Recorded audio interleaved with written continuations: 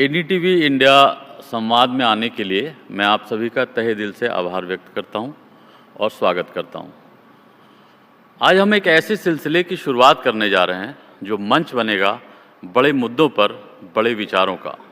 इस सीरीज़ में हम देश और जनता से जुड़े मुद्दों पर गंभीर बातचीत करेंगे।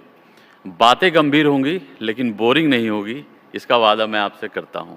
इसकी पहली कड़ी का विषय है संविधान एट 75।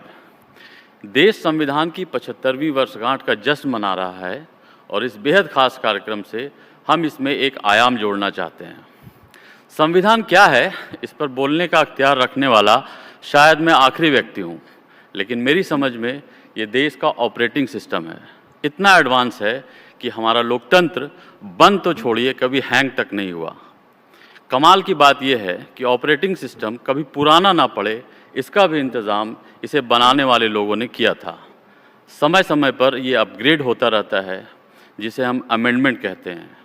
हमारा देश संविधान के भरोसे चलता है, दौड़ता है और कुलांचे मारता है। टॉप टू बॉटम चाहे कोई भी हो, उसके सपने इसी के बूते पूरे होते हैं।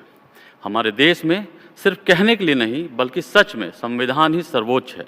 ये हमारे आपके अधिकारों का संरक्षक तो है ही, साथ ही हमारे कर्तव्यों की सीख भी यही देता है। लिहाजा देश के हर नागरिक के लिए ये कॉन्क्लेव और आज यहाँ होने वाली बातें बेहद ज़रूरी हैं। दिलचस्प है कि जब हमने अपना संविधान लिखना शुरू किया था, तब दुनिया में दो और देश थे जिन्होंने ऐसा प्रयास शुरू किया था, पाकिस्तान और इजराइल।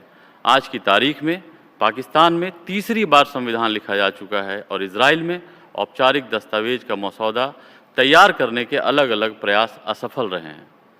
ज़माना बदलता है तो ज़रूरतें बदल सकती हैं। हमारे ऑपरेटिंग सिस्टम में क्या अपग्रेड होने की ज़रूरत है, क्यों ज़रूरत है, इस पर लगातार विमर्श ज़रूरी है। ऐसे विमर्श के लिए चाहिए एक संवेदनशील मंच, और ऐसा ही एक मंच आज यहाँ बना है।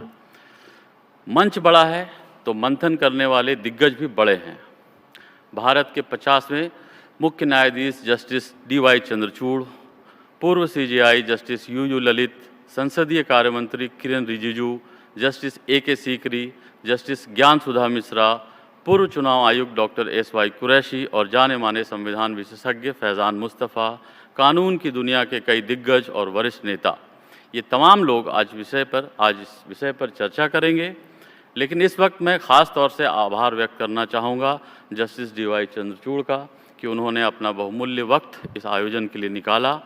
इन्हें लोग कानून की दुनिया का रॉक स्टार भी कहते हैं। ऐसा क्यों कहते हैं, ये बताने की ज़रूरत नहीं है। महिला अधिकारों के चैम्पियन, निजी अधिकारों के चैम्पियन, समलैंगिकों के अधिकारों के चैम्पियन, अयोध्या केस पर फैसला, आर्टिकल 370 पर फैसला। जस्टिस चंद्रचूड़ ने अपने कार्यकाल में 500 से ज़्यादा अहम फैसले किए। इनमें से कई फैसले ऐसे हैं जिनके दूरगामी असर आप देखते रहेंगे।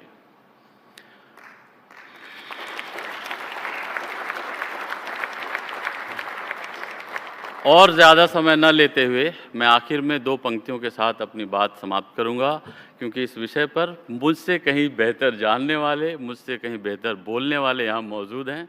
ये पंक्तियाँ हैं, रातों के अंधकार में भी मैं दीपक सदा जलाता हूँ, मैं भारत का संविधान हूँ, सबको सही राह दिखाता हूँ।